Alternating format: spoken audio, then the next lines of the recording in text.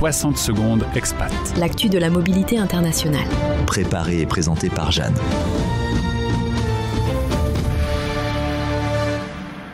Rencontrer des Français en Europe, ce n'est pas seulement une question de géographie, mais c'est aussi un besoin humain. Quand on vit ou voyage à l'étranger, retrouver des compatriotes, parler sa langue, partager un verre ou un plat qui a le goût de la maison, ça rassure, ça réconforte et ça crée du lien.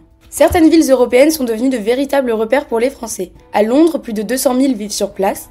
On y trouve des quartiers entiers où le français se parle presque autant que l'anglais, et des lieux comme Le Petit Citron, un bistrot chaleureux et prisé des expatriés. Lisbonne et Barcelone, avec leur douceur de vivre, attirent aussi de nombreux francophones.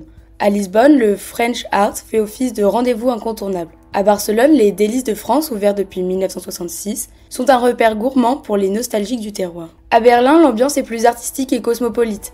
Des cafés comme C'est la vie ou le Belfort offrent des espaces où les Français se retrouvent pour échanger autour d'un café et refaire le monde. À Amsterdam, le Bistrot Neuf, mi-bar à vin, mi-restaurant, propose une cuisine française dans une ambiance conviviale et authentique. Mais au-delà de ces lieux précis, il existe d'autres façons de rencontrer des Français. Les groupes Facebook comme Français à Berlin ou Français à Lisbonne permettent de s'intégrer rapidement. Des sites comme Meetup ou Internation proposent des événements en présentiel pour ceux qui veulent tisser un réseau. Et bien sûr, les associations comme l'Alliance française ou l'UFE organisent des rencontres, conférences, cafés et ateliers pour créer du lien. Finalement, ces villes européennes ne sont pas seulement des destinations touristiques, ce sont aussi des espaces où se recrée un petit bout de France, avec tout ce que ça implique de convivialité, de partage et parfois de nostalgie. Alors si vous partez ou si vous êtes déjà ailleurs en Europe, n'oubliez pas, vous n'êtes jamais bien loin d'un petit coin où parler français, échanger et peut-être vous sentir un peu chez vous.